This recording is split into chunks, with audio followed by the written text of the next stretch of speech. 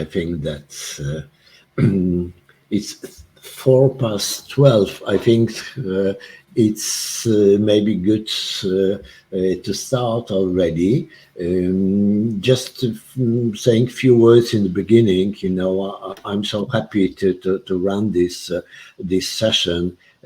Because I think that it's really what is the most important now, that we need this fundamental structural change in the economy and in society, and we can't rely on big multinationals that they will bring those changes.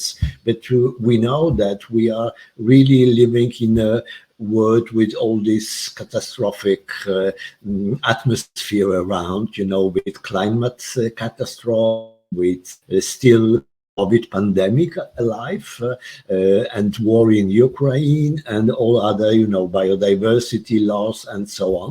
So it's really important that we are just looking for solutions. And always there is a question, where should we look for solution? Who will be a main driver of the change which is necessary? And of course, we have a lot of different answers. I strongly believe that it's exactly, startup founders and startups like that. I'm using the term positive impact startups here, or maybe circular startups, some of you, or decarbonizing startups. But I think that, of course, answers are different. We can hear, let's say, from Bill Gates, that technology is the answer. The only, answer is technology. We can hear from, Jeremy Rifkin, that marketplace is the answer, and the fast decoupling and the, prices and just market forces will solve everything. We European Commission officials, that European Green Deal and regulations, sustainable finance disclosure and European sustainability reporting standards, and all those new regulations will drive the change. But I'm strongly convinced that the real change, we need a kind of an impact innovation. And it's really emerging all over the world. So we have different startups here from different walks of life, let's say, and different countries, and with different products. So I would ask you, to have a short presentation, just one by one. Short, it means, 4 to 5 minutes, like a regular pitch. Sometimes it's even 3 minutes. So you are ready for this, for sure. And of course, it's good to talk about your purpose, the challenges you are going to solve, and then, your solution. And then, of course, your impact and possibility of scaling up, and barriers and opportunities which you have. And of course, I hope that all this kind of inspiration will be helpful for all of us, but also for the outside world. We are working with different multinationals as well, and we know that this B2B2C model is now the most applicable to those startups. So it's good to have you all here. I think that we still have no Elena. Elena, are you there? Or maybe, hidden somewhere? No. So I think that we will start from Bernadette Olivier, the Volte, yeah? And it's so you can share your. Oh, Elena is here. Okay, sorry. I couldn't share my screen, but I was there. Okay. So Elena, can you start with Atelier Riforma? Yes. Can I share my screen? Yes. Okay. So, and I think that, of course, textile waste, it's just the most important. Of course, it's better not to produce waste. But of course, we have to do something with already existing. So we have already your screen. You can. Perfect. Yes. Thank you. So Hello, So everyone. 5 minutes. I can go? Yes, please go on. Okay. So hello, I am Elena Ferrero, co-founder and CEO of Atelier Riforma, an innovative social startup that uses technology to support the circular transition in the fashion industry. And today I am very happy to present our new project, Cyrkl, to you. But first, let me tell you something about the huge challenge of managing textile waste. So every year, 2.1 million tons of textile waste are collected in Europe, and over 80% of these eventually end up in landfills. By 2025, each EU country will have to introduce the separate collection of textile waste, so the quantities of textile waste will multiply. However, separate collection is not enough. In order for these clothes to become resources and not waste to be disposed of, it is necessary to find ways of recovering them. And there are many, for example, second-hand shops, companies that recycle textile fibers, brands that repair and creatively transform clothes. So why do most of the clothes end up in landfills? Circular companies, in order to find the most suitable garments for their business, need to know their characteristics. For example, recycling companies need garments made from 100% one material. Vintage shops need garments of specific types, and so on. And to date, the entities that collect textile waste neither record nor transmit this information. And so supply and demand struggle to meet. That meeting point is Cyrkl. Cyrkl is a marketplace that facilitates the match between the B2B supply and demand for post-consumer textile waste, that is, used clothes. Any entity that collects used clothes can sell them on our marketplace to all circular companies that are looking for used clothing for their business. The process is very simple. The operator uses our device to acquire the image of each garment and of its label. Our AI software for the automatic catalog of garments extracts and records all the data necessary for their recycling or reuse. Images and data flow directly on the marketplace in the form of items for sale. Here, circular companies, thanks to the smart search filters, can easily find what they need and buy it online. So what is the impact of our project? First of all, we reduce the percentage of post-consumer clothes that end up in landfills. Instead, we ensure that every item is directed towards the best way of circular recovery.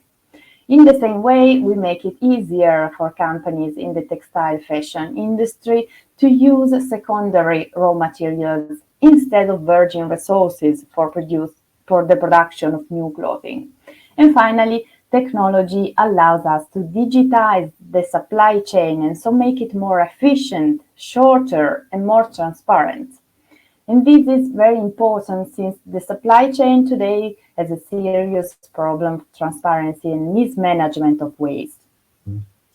We have designed Cyrkl to be a digital marketplace platform specifically dedicated to the B2B precision trading of post-consumer textile waste. So to protect our invention, we are patenting the entire process. We really hope that our model and our technology will help to transform the fashion industry into an entirely circular system. So thank you very much. Okay, thank you. Yeah, it was even shorter than expected, even just exactly now 5 minutes. So thank you so much, and we will have discussion later on in the end, sharing different solutions. And the second is from Bernadette. It's also a kind of a marketplace platform, and also in the fashion industry, but just fashion. Yes. Yes. So you can show your screen and you can start. Oh, sorry, I'm having an issue. I hope it will work.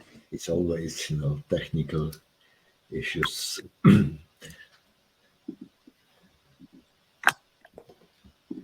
to click in the right place always,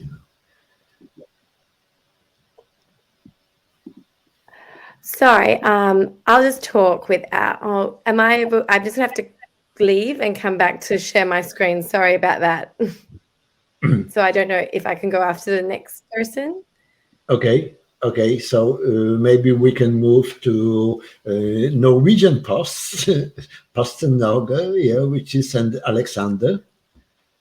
If you will be successful with sharing your screen.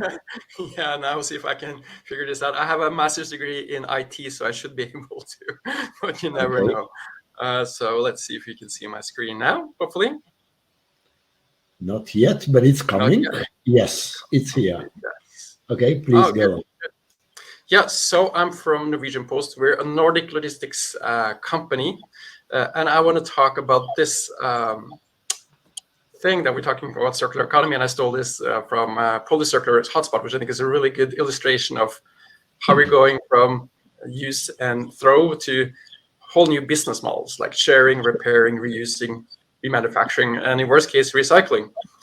And we see a lot of startups and also established companies going into this with products as a service. We see sharing platforms, repairs, use sales, and also reuse. But what does all these circular economy business models have in common?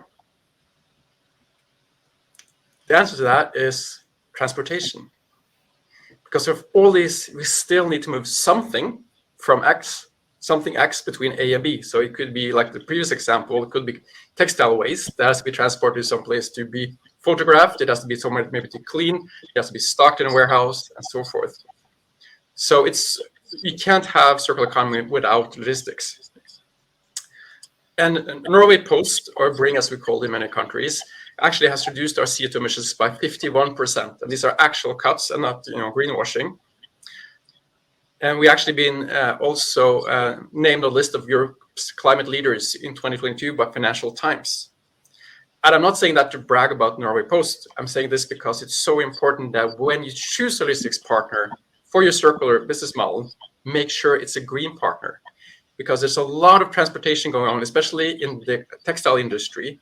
When people buy products maybe created or made in the Far East, move to Europe, it's sold on e-commerce websites, customer orders maybe 3 different sizes, returns 2 of the sizes that didn't fit, and then it's moved all over Europe before it gets restocked.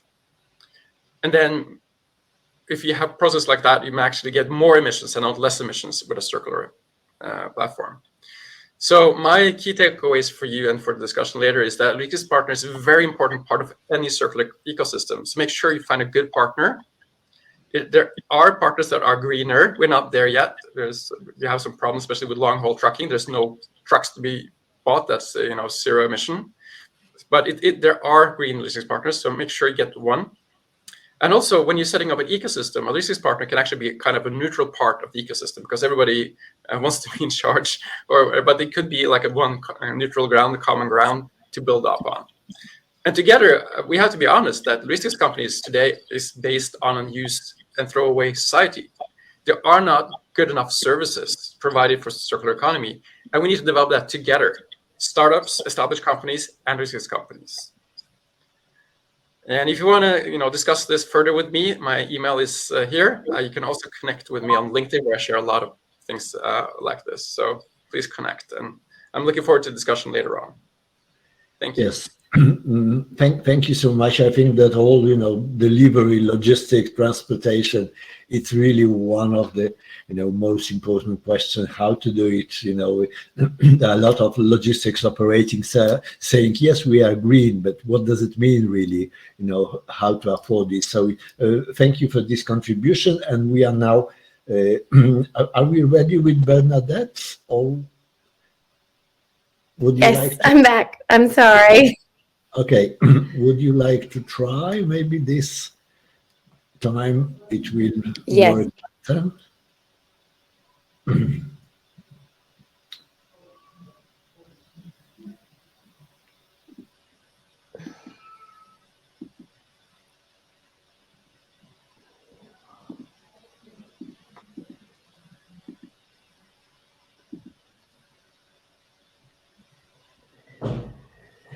It's not working, but I'll just push ahead without it. So my name's Bernadette Olivier, and I'm from the Volte, which is a designer fashion rental marketplace based in Australia, but we're looking to expand into the EU next year. We have experienced serious growth. We're growing at a rate of 300% year on year. We've got over 60,000 items listed all over Australia with different individual lenders. So we're peer-to-peer marketplace, and we're turning over $600,000 in sales each month. But what we've done over COVID is that we've integrated with designers. So our marketplace really encourages consumers to think of fashion as an investment they can earn income from rather than as disposable, which is where a lot of the damage happens. And what we've done is we've integrated with designers and retailers. So at checkout, you can instantly list your items on the Volte and begin earning income from it by lending them. And what's great about this for the designers is that it actually increases their sales and the audience they can target and get people to move away from fast fashion to higher quality, better made designer fashion. But then they also earn royalties every time these items are rented. And what we're seeing is that this is changing the way designers design clothes because they're earning more from the royalties than they earn from their initial sale. And what this means is that they design products that are durable and can be in circulation for over 10 years. So this is really important because sustainability is at the core part of the mission for the Volte. And we believe that the utilisation of high quality fashion is the key for the fashion industry to become sustainable. And what our platform does, it allows people to easily change their habits to become part of the circular economy and turn their fashion into an investment. They also are able to see their reduction in water, and if it's an item that they'll only wear once, they can rent it rather than buy it, cutting down on consumption. And so to take you through just one example, we have one Zimmermann dress listed on the Volte, and it's just one dress listed by a lender called Casey. It was listed in March 2021, and it's already been rented over 39 times. Casey bought this item for 1,800 Australian dollars, and she's earned $10,442. So she's really turning her fashion into an investment. And now that brands can earn royalties, for instance, Zimmermann would have sold this item and only got a 35% profit margin on that item, whereas now that's increased by 400%, and in royalties they've earned over $2,000. So what we believe is happening is through these royalty payments, it's changing the way consumers buy fashion and think of fashion, and it's also changing the way designers design fashion. And we're hoping that through the data and the royalties that they begin to think of these second and third and fourth consumers. Okay. Thank you, and sorry for my technical. Yes, thank you. So it's really fascinating, it reminds me, the old credo of Patagonia, that you don't have to buy new clothes, yeah. But of course, it's a problem with redesigning the whole different products, that in order that you can use it, many times, and also, it's really possible. Yes, I think it's so interesting.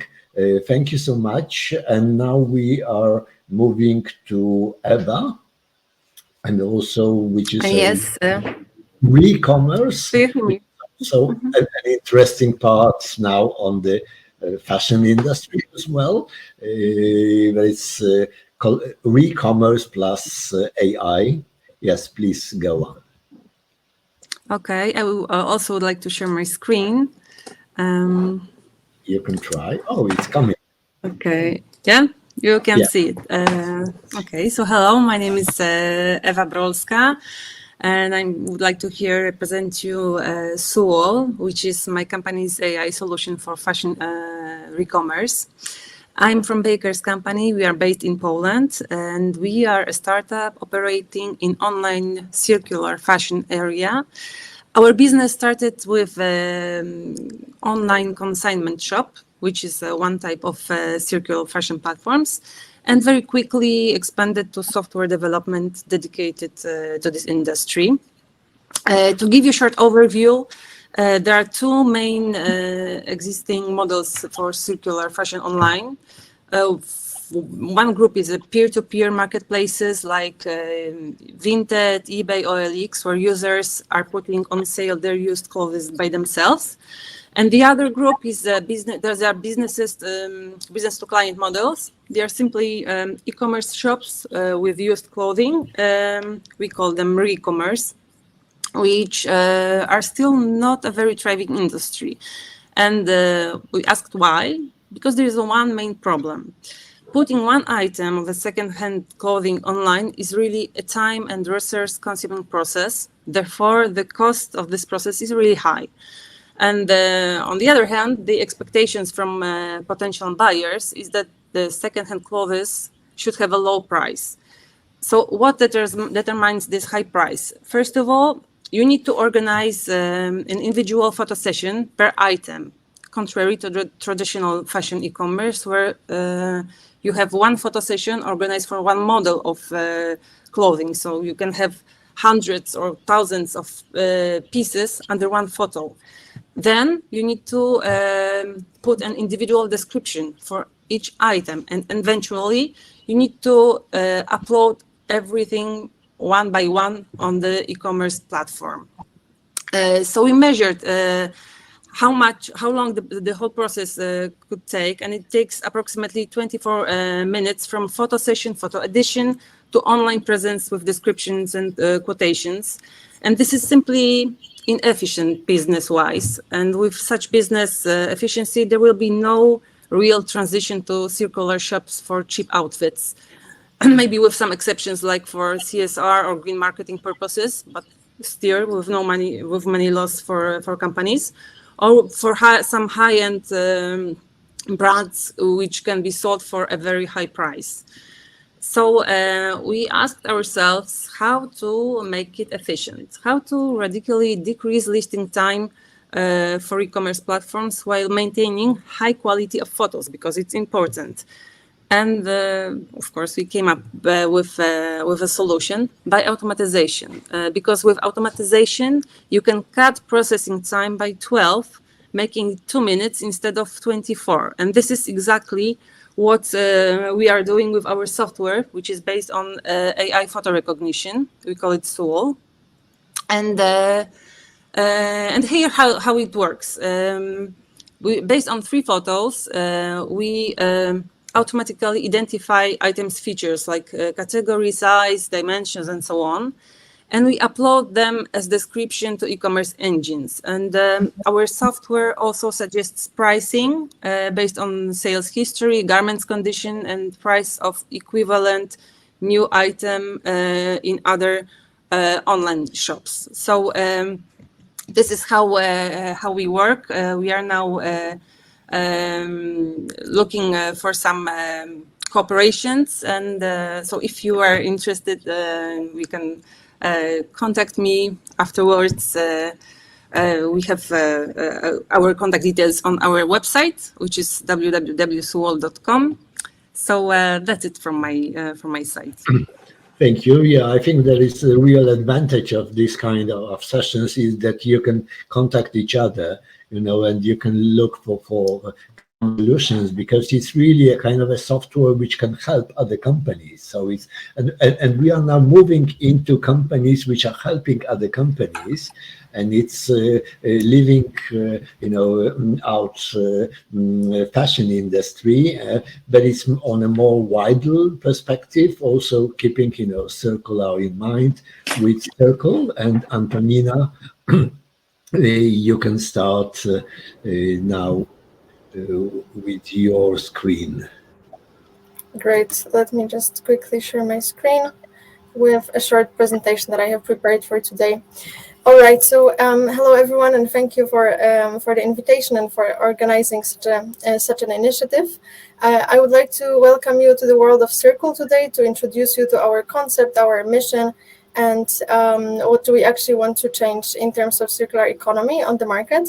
And I will just start with a short personal story to tell you what challenges does Cyrkl actually want to address.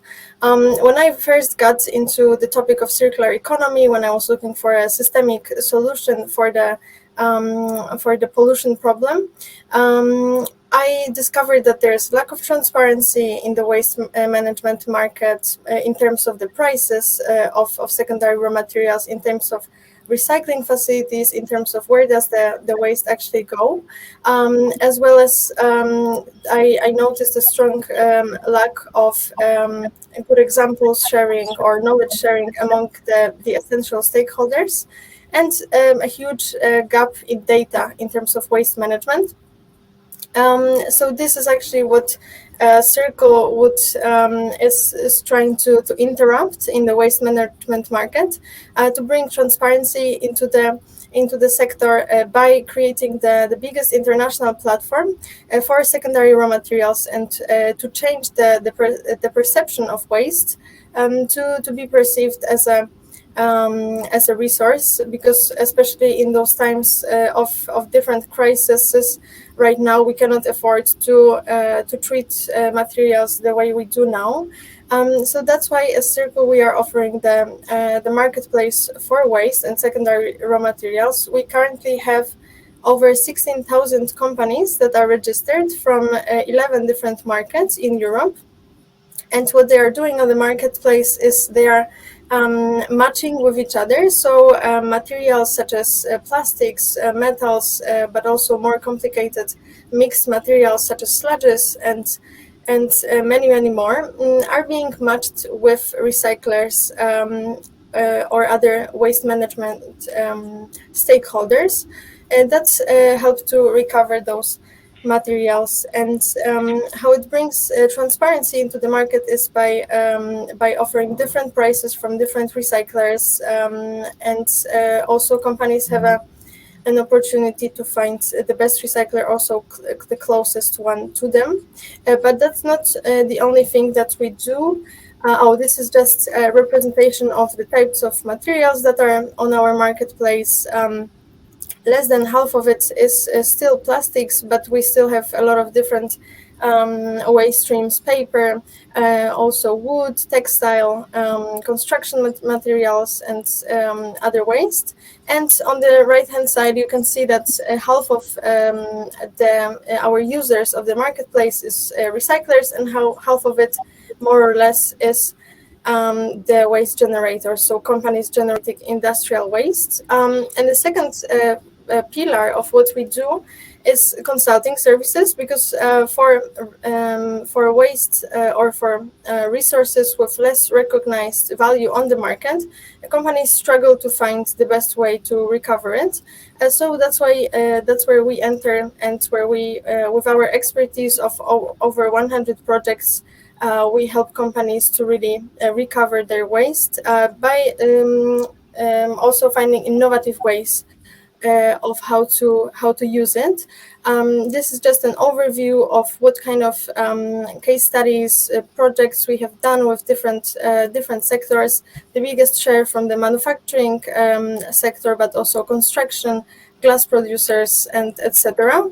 And what we do is we try to find the best solutions that are published in scientific articles or are tried out somewhere in the world, and we try to implement it in the country where we actually work on the project on. And last project that we did was with the one of the big producers of tobacco products, and we have found a solution for their post-production waste stream of cigarette filters, and we have found out that it can be used by a producer of insulation material for buildings instead of going into incinerators, and it actually offered company big financial savings, as well as the avoided emissions of CO2 equivalent, so other greenhouse gas emissions. And that's what we do in a nutshell. We have the marketplace, we have consulting services to really empower companies to implement circular economy in practice, not only in theory. And I'm happy to also answer some questions and talk to you after the presentations. Thank you so much. So it's really mature and with a high scale. But of course, I hope that nobody will smoke cigarettes in next few years. So those clients will disappear completely for sure. So we are now going to Veronika and Envirly, and with the main issue of decarbonization. Yes, thank you. I will now share the screen. It's coming. It is visible, yes? Yes. Great. So my name is Veronika, and I'm a Chief Strategy Officer at Envirly. And today I want to talk to you about how in Envirly we help companies to show benefits of implementing circular economics in their structure, and how they can communicate it with their clients and partners. So Envirly is a carbon footprint platform. Our mission is to empower companies to reduce their carbon footprint through digital transformation. And it is very closely related to circular economy because the circular economy aims to reduce negative impact on the environment. And how we approach this this issue of carbon footprint of a company. Our solution is a website platform, and we base on the three steps: calculation of the emission, then understanding it, managing it, and trying to reduce it, and the third step is to tracking the change over time. So here you can see a closer look on the platform. Platform is in the platform. Once company enter the platform and enter the data in the platform, they see we call it an emission twin of the organization. So the company can see what processes inside emit the most carbon footprint, so the negative input on the environment. And with the recommendation we provide in the platform, we help companies to actually reduce the emission, and this is a really good tool to show actually the clients, business partners, investors, that the company actually do something in this field, because on the number you can see what was like before introducing a plan, the decarbonization plan, and after. So companies can show like on graphs or on the number how they tackle this problem.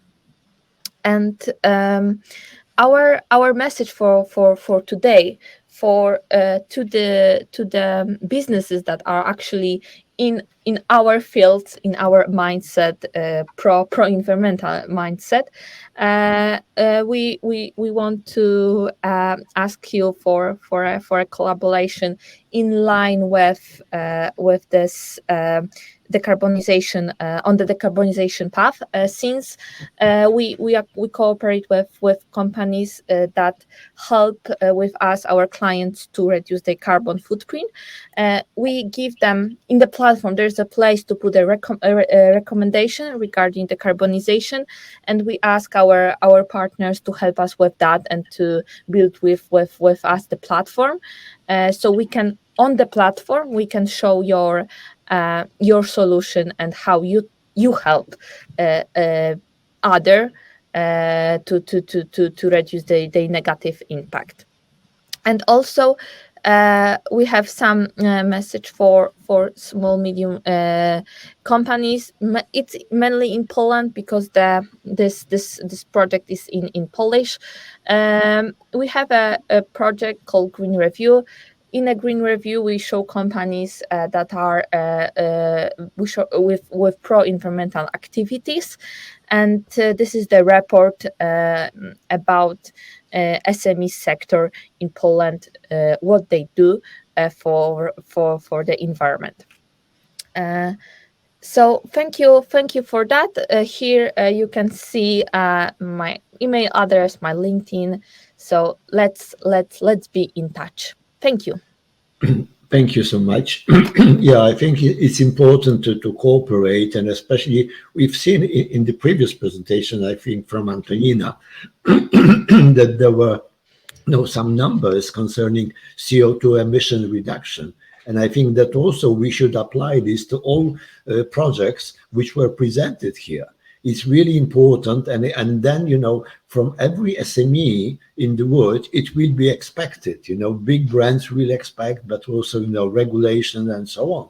So you have to calculate CO2 emission and reduction as one of the important indicator, not the only one, of course, but it's one of the important. And then you can use different tools. The one, for example, presented by Veronica. Thank you so much. And now we are going to Laura with Alisped and with reverse logistics, which is a great area for improvements as well. Yes. Yes, in the fashion industry, in fact, yes, but not only, yes. Yes, mainly in fashion. I'm going to share my screen. Please confirm if everything is okay for you.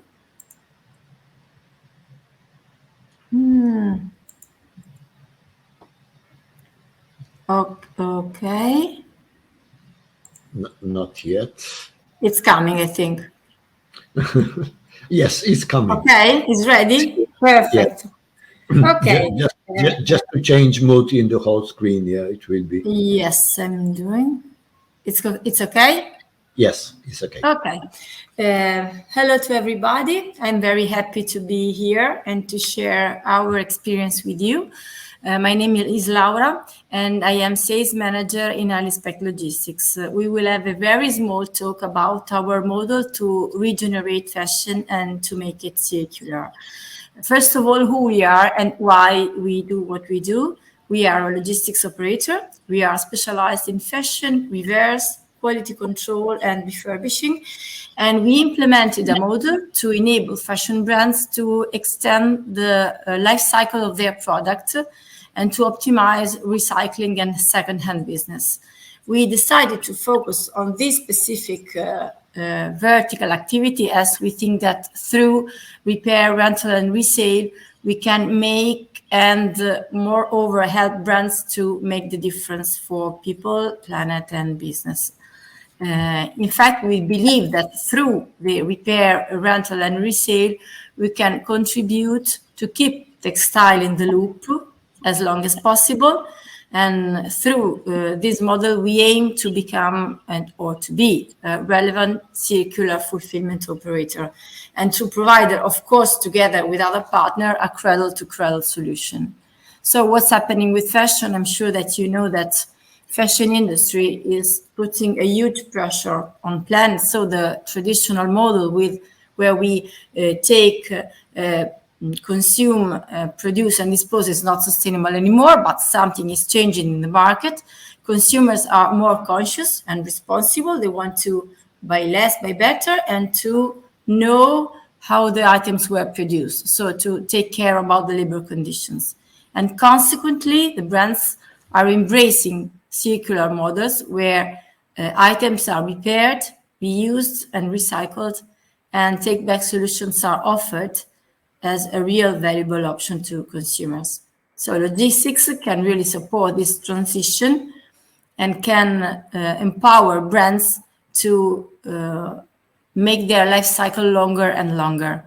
but moreover to generate additional sustainable profit and to consolidate their reputation. So how it works? Very briefly, we collect returned, unsold, second-hand or rented items. We check and sort between usable and non-usable. We wash and repair the usable items. We redirect non-usable to recycling or upcycling. And finally, to close the loop, we manage logistics for rental and resale. It is important to understand that we manage the whole process with our own staff and our own IT system, and any step is traced to measure, improve, and communicate the impact we produce. So a very rough picture. There are 4 main steps: the onboarding, check and scan, reconditioning, and order fulfillment. That means that on the onboarding step, we link our WMS with the customer website to get inside the orders. We receive and sort the items, we inbound in the system, and then we control and scan. That means that we check any single item, we identify any single item with the serial number, and we scan 100% of the item we receive.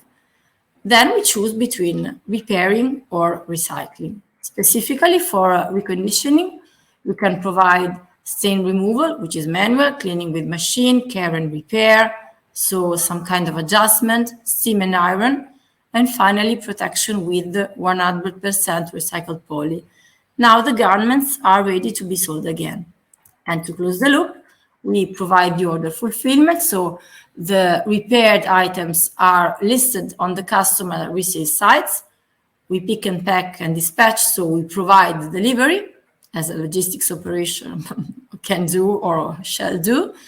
And the repaired items are delivered to customers. That means that they begin their second life. So why we support circularity? Of course, circular models benefit both brands with new business and better reputation, consumers, which are more aware and ready to take care, which is a very important concept to underline, and environment with less material consumption, less waste disposal, and better resources regeneration. The strong point of the model is that it's very flexible, so it can support big groups because take-back flows can be consolidated on a regional level, but also small companies, because we do not have minimum volumes to be required to companies.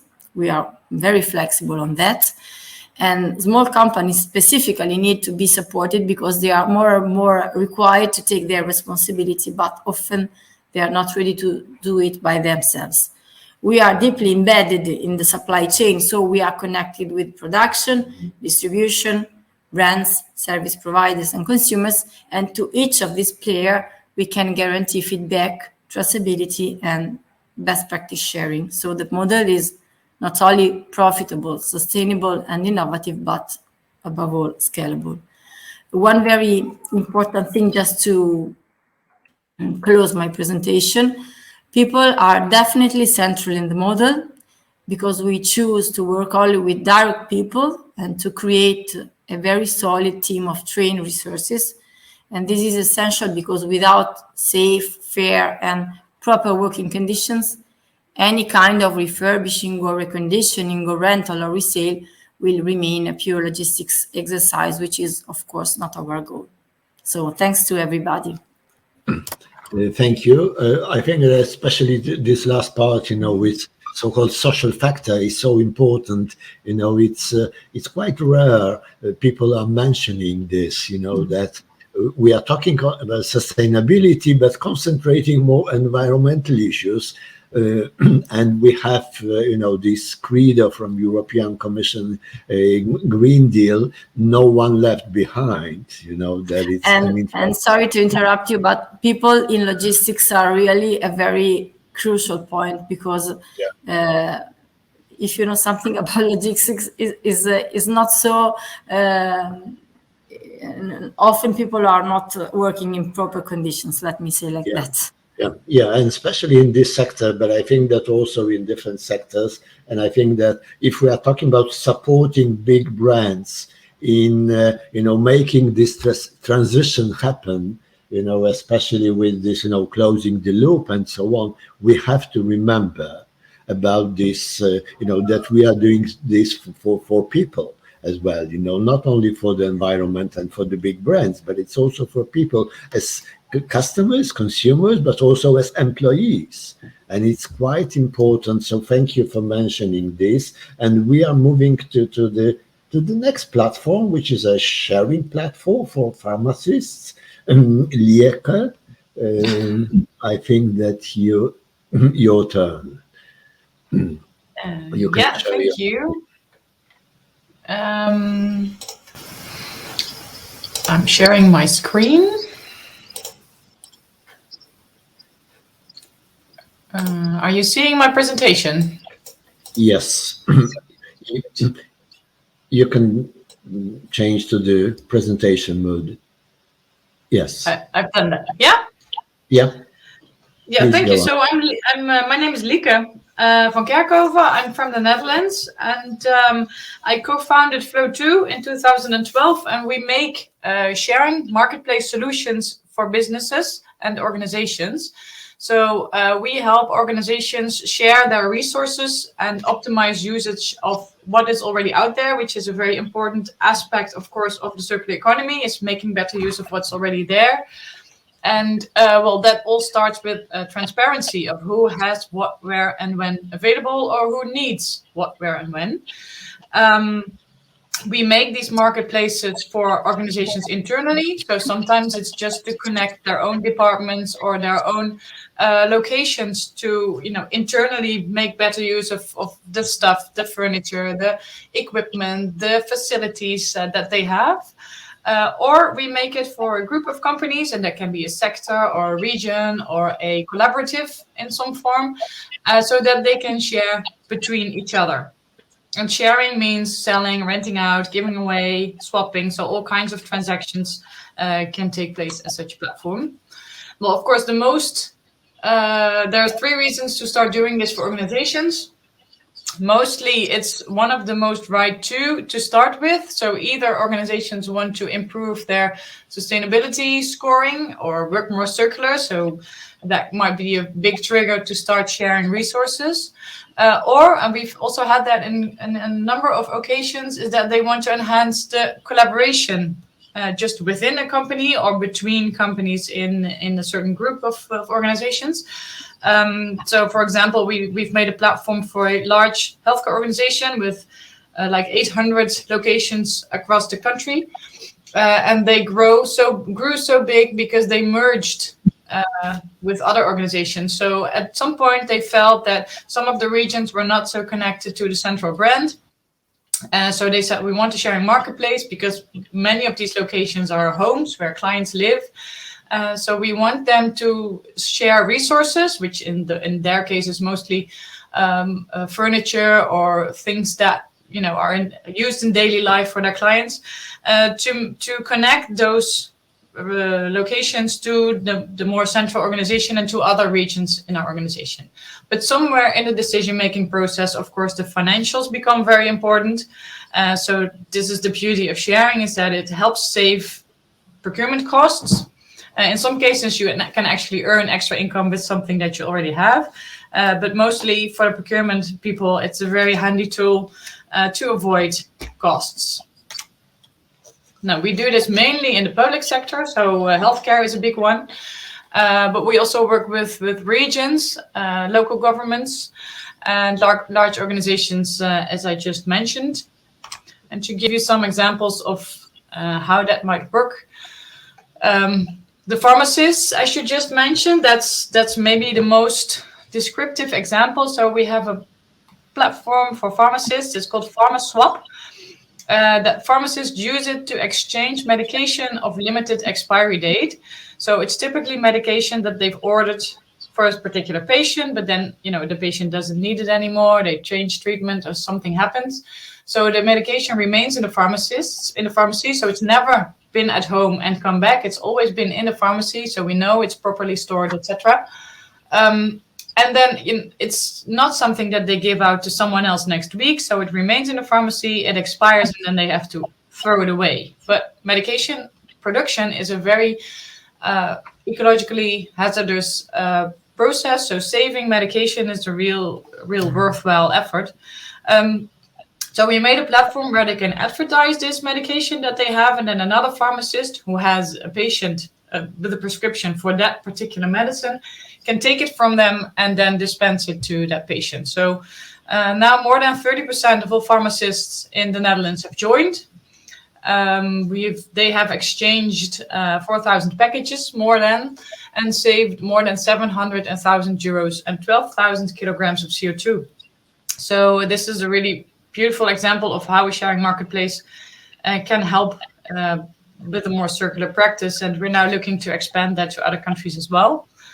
In Denmark, we have a completely different, so that's a really great example of how a region can work, because there we have the Danish capital region. They are responsible for facilitating the healthcare in that region. They have 44,000 employees, and they have a sharing marketplace to exchange the furniture that they already have. And they've launched last April, so they're now nearly 6 months in. They have exchanged already 2,000 items, representing a value of nearly 400,000 euros, and they've saved over 100,000 kilograms of CO2. So that's really impressive what they've been doing there. And you know, furniture, it seems something so it's not very sexy, I guess. But furniture is typically something that is it's very easy to share. Everyone has it. Everyone needs it. It takes up a lot of storage space, so it's expensive. New furniture is expensive. So if you can somehow let that move and optimize the usage of the things that you already have, it's very easy to save a lot of money and also avoid a lot of lower your footprint. And there's another example that works for the healthcare sector in general. So these are all healthcare examples.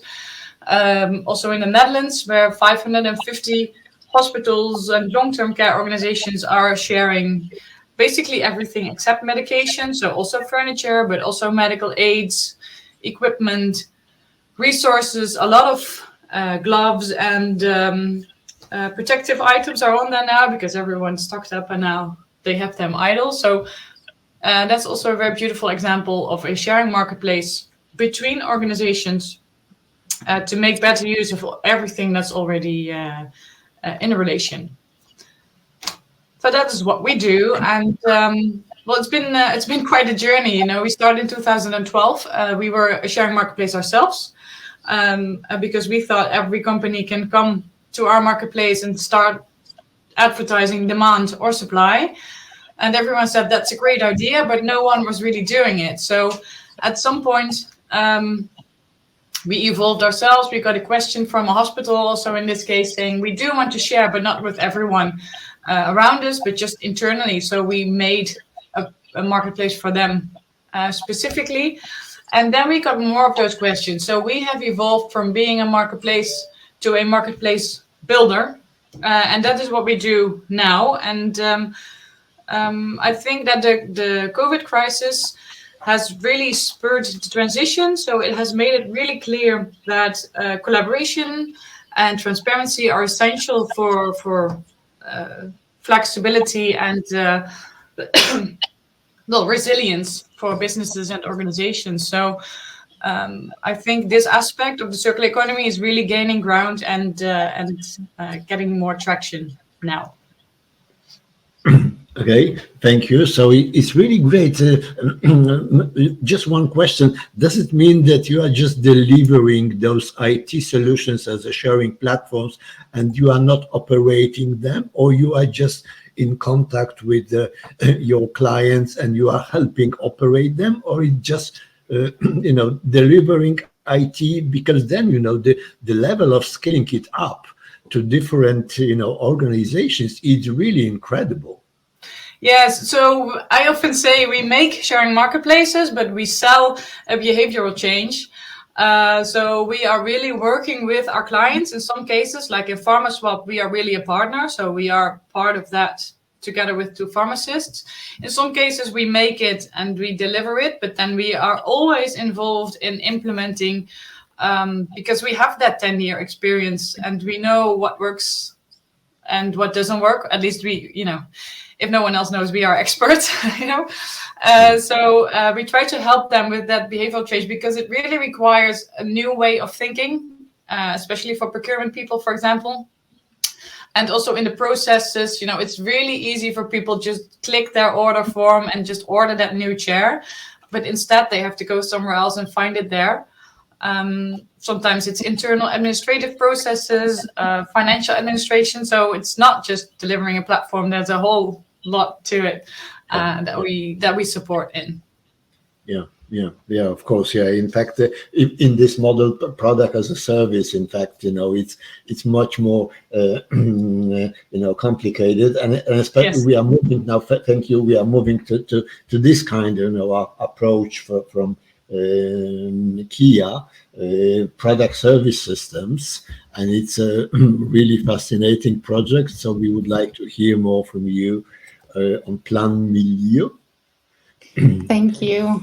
I'll try to see if I can get the screen. Do you see something weird going on?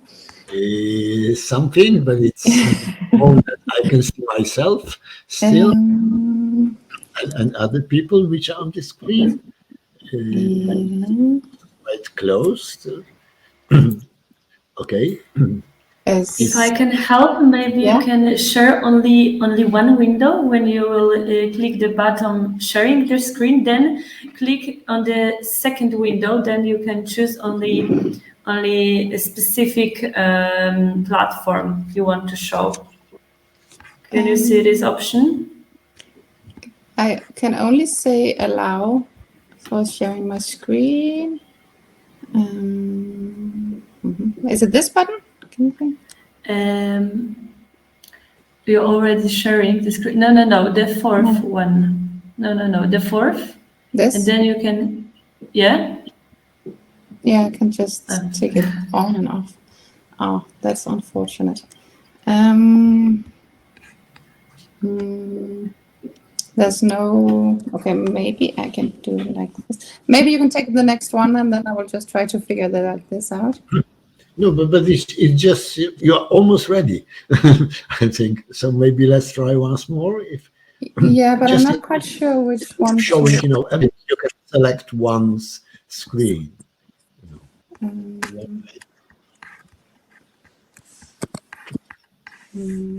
Yeah, I don't really get a select button.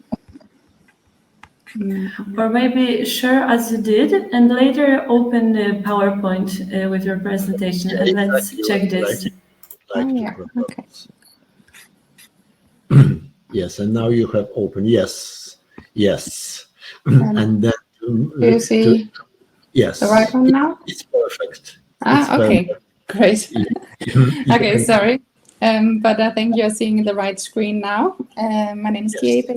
I'm a senior consultant and partner in PlanMiljø. We are a Danish consultancy firm working with sustainability. We have been doing this for 30 years, and right now we're working on this big project for the Nordic Council of Ministers. It's going on for 4 years, where we are looking deeply into PSS, product service systems. So product service systems, or PSS, is to be understood as this system of products, services, networks, actors, and infrastructure. And of course, the purpose is to satisfy the customer's needs in a competitive way, and also to reduce the environmental impact. And this is, of course, compared to the traditional linear business models of buying and selling. So many companies today, we see that they are experiencing a bigger and bigger demand for sustainable products. And PSS is one way to achieve this, but we need to know much more about which types of models and which product groups are actually creating benefits for the environment and for the economy. So this is what we're looking into. And the project is going on for 4 years. Right now we have been establishing the premise of the study. We have mapped the different types of models for PSS and the product groups. And now we have begun the analysis on barriers and potentials for PSS. And this includes policy framework, but also the environmental and socioeconomic benefits associated with PSS models.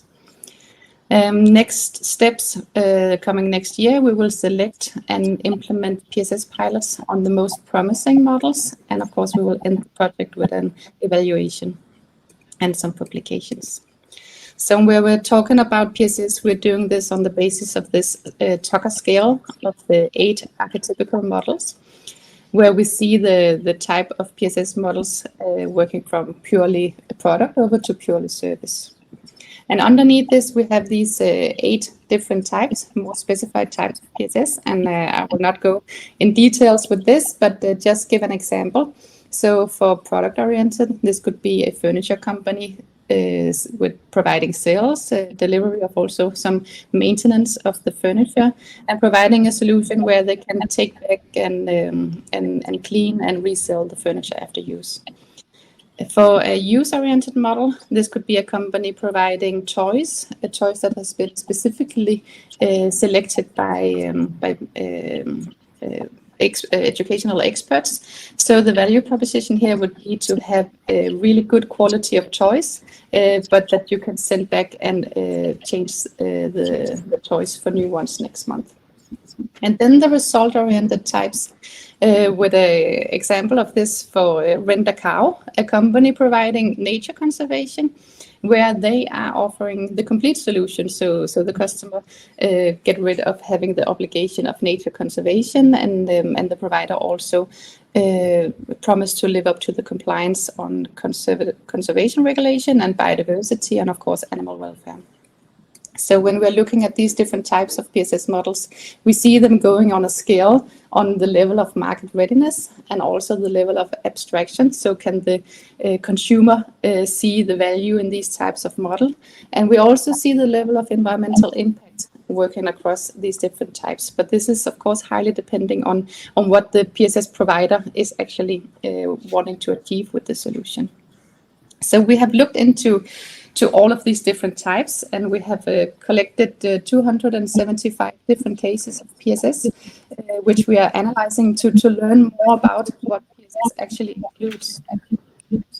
And now we have clustered all of these 275 different cases into these overall product groups to see the different span we see on product groups. I will not go much through this, but we have a lot of different categories where you can see the children toys and the cow here under the animal.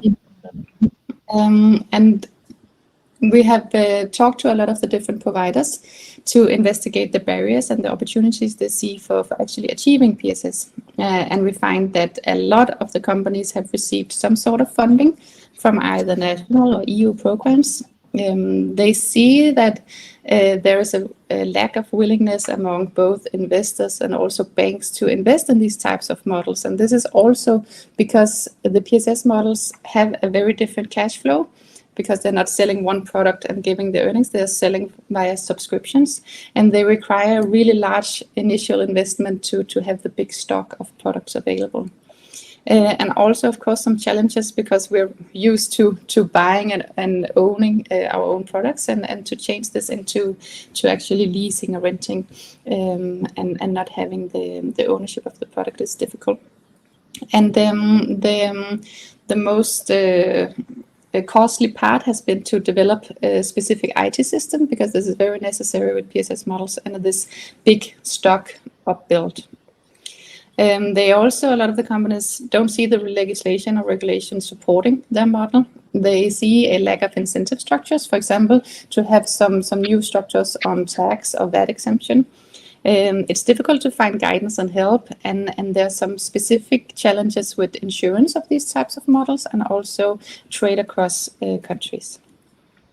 So it's very important to have the digital tool, but they all need to develop it from scratch because it's depending on the type of solution they're provided.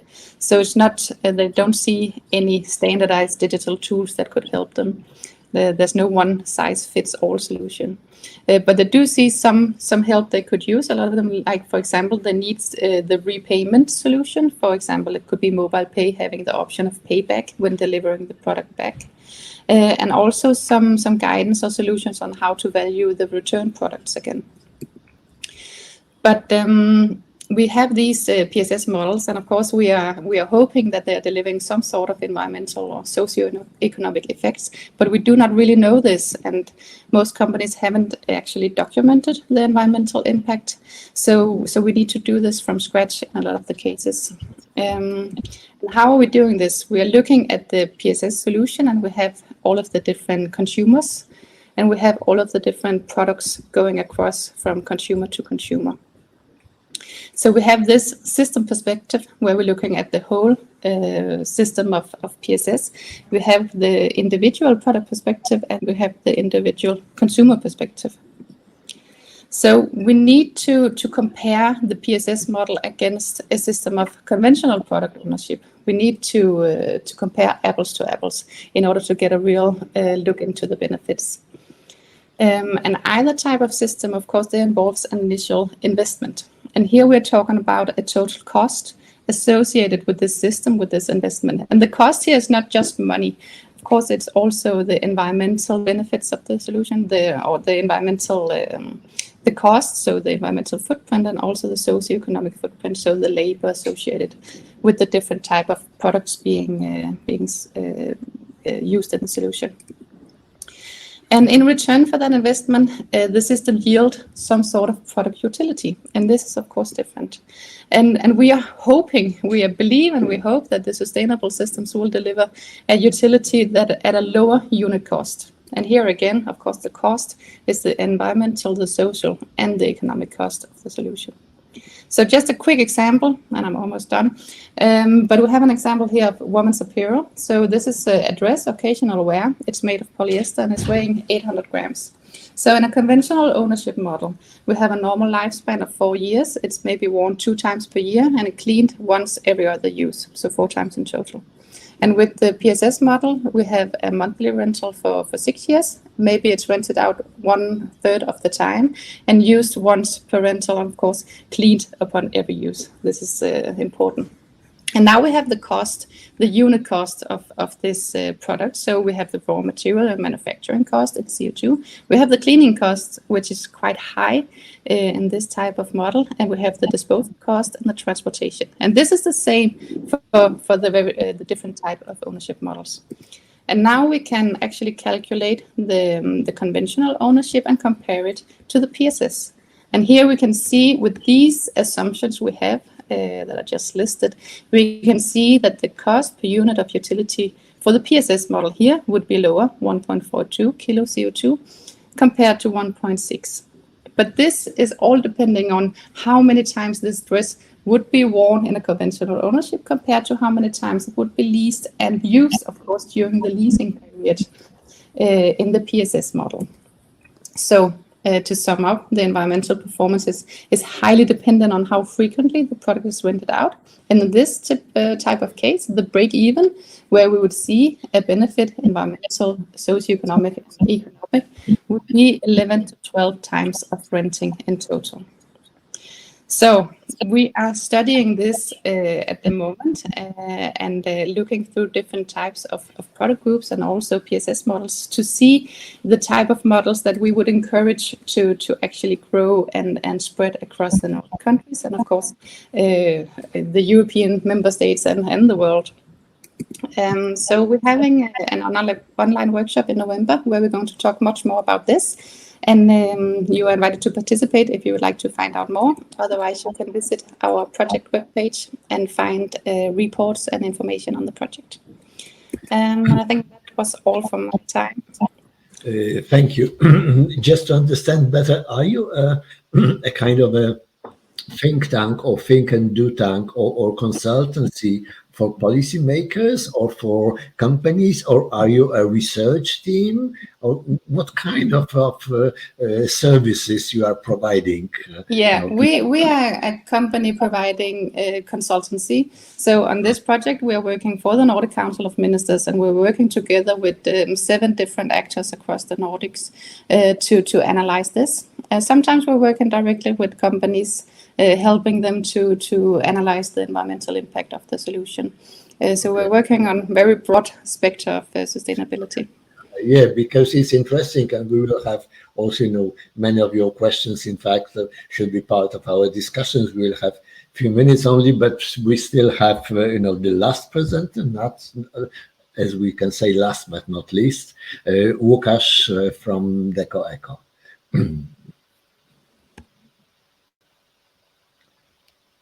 Are you ready to share your screen?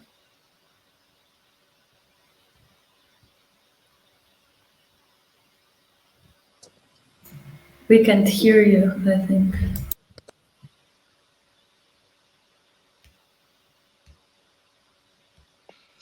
Okay, can you hear me now?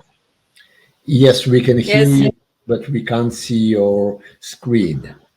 Okay, so it will be easy to repair. Okay.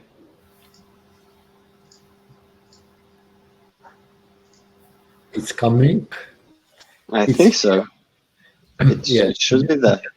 Okay, so hello to everyone. I know some of you. Welcome to Mr. Rock. Yeah, I'm the technology guy. So I really believe that technology is the answer here, and I believe marketplaces are the answer as well. So I will tell you about the technology solution that DekoEko is trying to deliver to the market. Our product is what we are developing now at the moment is it's an innovative marketplace platform that enables the retailers to buy products made out of waste. The waste can be delivered by the company itself, or it may be bought in the market. So that's one segment of the customers we have here, and there are also there's another segment, and it's a wholesale solution for the products that are already made and prepared, that have some kind of sustainable characteristics, let's say. So we can say that we are a wholesale platform, marketplace for retail stores, both big retail stores and small retail stores. When I say big retail stores, I mean chains of retailers like Castorama, for example, or Leroy Merlin, or other big chains that need hundreds of thousands of products. On the other side, the other segment that we are targeting, there are small retail stores that want to buy just a few hundred or even less items of products. What the marketplace model is excellent at, it can aggregate all the fragmented producers and all the fragmented buyers that exist in the market. Of course, we were talking about this earlier on, that these features like CO2 emission calculator can be included in this technology solution. So of course, we can use these features as well. All of the internet solutions, they deliver this basic functions like information distribution about the product's availability and what's available to be produced. We can deliver also some marketing content and general content about upcycling, sustainability, and so on and so on. So we can build some kind of ecosystem that's built up from different parts, like the platform itself, but all that surrounds it as well. Yeah, as a marketplace, we can also own the transaction. We can have the network effects. So this can give us potentially a big advantage in the market. Yeah. Obviously, the business model we are advocating here is the B2B2C. So we can matchmake the two sides that are. One of them is a producer, yeah, and on the other side there's this retailer. We do the matchmaking, and then the product is finally sold to the individual consumer. So, but the other part of the DekoEko business model is what's been mentioned here by other companies, is the consulting and and helping companies to introduce sustainable and circular solutions to their companies. I will not talk a lot about this, and I would like to focus on this marketplace part of the business.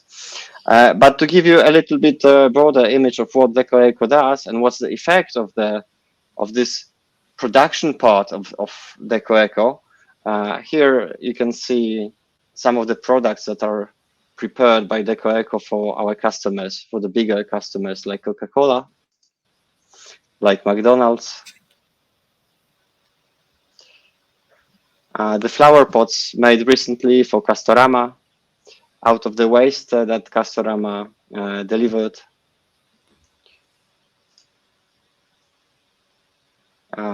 Cups made of coffee, the rest of coffee. There can be also bags made out of some banners. What we observe as a company that's on the market for years now, and we are in the process of transformation to this digital platform. What we see here is lots of legal barriers and barriers in the production process. These are very complex processes, and the legal side of it is also kind of a barrier for us. And I would like to just briefly talk about this. The one aspect is the regulatory problem. So lots of waste has to be recycled and disposed in accordance with regulations, and you just cannot manage your waste freely. As DekoEko, we will help you to manage this part of your production, this part of the production process. Yeah. And the other problem that we see with delivering consumer products on the market is the mindset, the consumer's mindset. So if the consumer knows that the product is made out of waste, then it's associated with kind of lower quality, and it's valued less.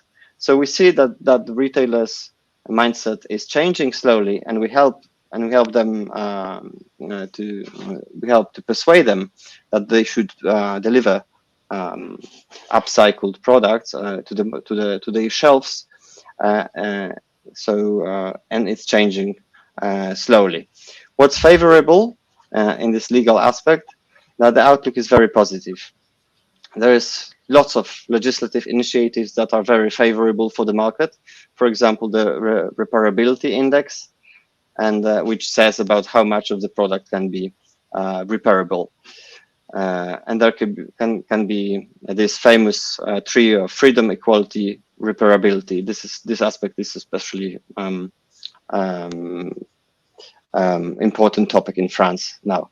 So the legislation is favorable for us, and what I would like to underline, the mission, the vision of the company is to build a tech solution that will help us promote sustainable and recycled products around the market, and that we would like to deliver them in thousands of items to the market.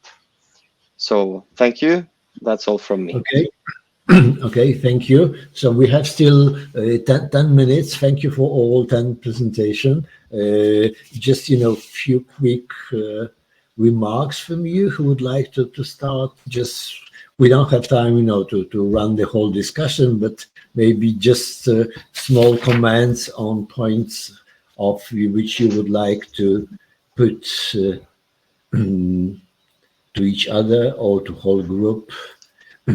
Because what I can see, is that really, a lot of what all of you are doing. In fact, you are supporting businesses, other businesses, which is really, it's really important, and it's also it shows me that it's those businesses, they need support, this support from innovative companies, because R&D in those big brands are not working properly, and what you can deliver, is just a really, what is the most important for the whole transition, sustainability transition or closing the loop and so on. So it's really a useful products and services which you are delivering. And it just made me one question about, because there were several issues mentioned, like, the level of impact. And I think that especially with impact measurement, if you are talking about direct impact, I think that you can also think about indirect impact through your business customers, through those the big brands. When you are delivering, sharing platform for a huge sector, then your indirect impact, it's really huge. And then with several issues, I think here, I think that this cooperation is one of the most important topic. And that's the reason that, I'd like, to invite all of you, to find links between each of you. You can find on LinkedIn or any other places, but also, we have this at Innovo, and I'm board member of Innovo. We have at Innovo, we have a Polish circular hotspot. And I think it's also a kind of a platform which is helping in those cooperation between, different startups, but also between startups and big brands and institutional, organizations, different institutions around. So I think that it's, and also we didn't mention, and in fact, nobody mentioned issue concerning investment and access to finance, especially impact investors or circular impact investors. We have already new market, in fact, new sector in the financial sector, which is impact investment. And do you have any contacts already, or do you have any barriers, opportunities? Do you see? Because the most important for you, I think for all of us, is scale it up, those solutions which are necessary. So what do you think about those main opportunities for scaling up? Any thoughts on that? I'd like to hear from you. I can't really see the hands button here, so I'm sitting here. I was just thinking, because now in my presentation I mentioned that that a lot of these PSS providers, the companies we have been talking to, and we talked to around 50 different companies in the Nordics, and they're looking for these solutions, these digital tools and templates for them to use, and they're just saying it's not there. But now when I've seen all of your presentation, I see there's so many tools. I just think it's so difficult for them to find. So I'm also hoping that I can see some of you have already made contact, and I would love to bring your innovative solutions to our webpage so that our companies can find it there, because I think there's a lot of help out there. They're just not, they don't know where to look for it. Yeah, so instead only, supporting other companies, we have to support each other as well. I think it's important. So any other comments? Yes. Elena? I think that the advantage that we can see in this session is the fact that when there is a platform, there is something that is scalable, something that can be used, a tool that can be used by many, many, many stakeholders. So I think that this must be the advantage of this type of business model or models in general. Also, for the scalability of the circularity, but also for the attractiveness of the investments, because when you have a digital business model that is scalable, you can attract also more investment, so you can accelerate a lot. Also the impact, the positive impact of your business. So I think that they are all good example of how to bring an acceleration to this mission of circular economy. Yeah. And any other comments? We have 2 minutes more. I would, sorry, I have a comment just to add to what Elena has said. that it's not only the business of marketplace that is scalable, but it's also the impact, the environmental impact. So we see that when we test some solutions, some innovative ways of using a waste stream in one country, and we share it with other stakeholders, and we try to test and implement it in other countries, it's really easily scalable, especially if we have people, stakeholders, knowing the different challenges, the legislative barriers in different countries. So there's another huge value that I see in those kind of cooperations, that not only the business impact and the scalability of business, but also scalability of environmental friendly or circular solutions. Yes, yes.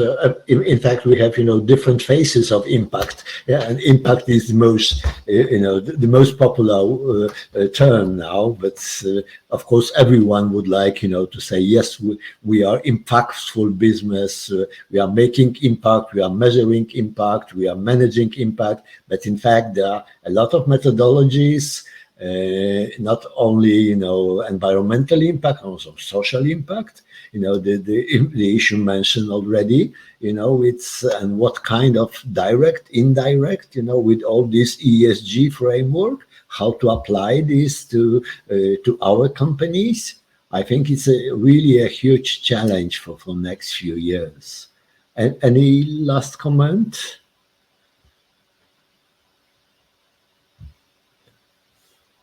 So if not, we are just arrived at the end point. Thank you so much for your participation and your presentation, which is really so inspiring. I hope not only for me, to hear from all of you and to see, in different countries, so really impactful, inspirational solutions. And I think that, matching and cooperation is just the main tool how to succeed in this world. So thank you so much. We can hear from Mariana, or maybe I will give voice to Mariana in the end. So thank you so much, and some follow-up final words from Mariana. Thank you so much. Thank you all for giving a wonderful presentation, and thank you, Professor, for moderating this session. It was a pleasure to have you all here. And now I invite you also to go to the expo sector and the people sector, where you can connect with other entrepreneurs, with other attendees. You can also communicate with other people via private chat, via a chat with everyone. This is the place for you. It's available till 4 p.m. today, so feel free to just do matchmaking and networking. That's what we for here. So thank you so much, and see you next time somewhere. Bye-bye, and good luck. Thank you. Bye. Bye.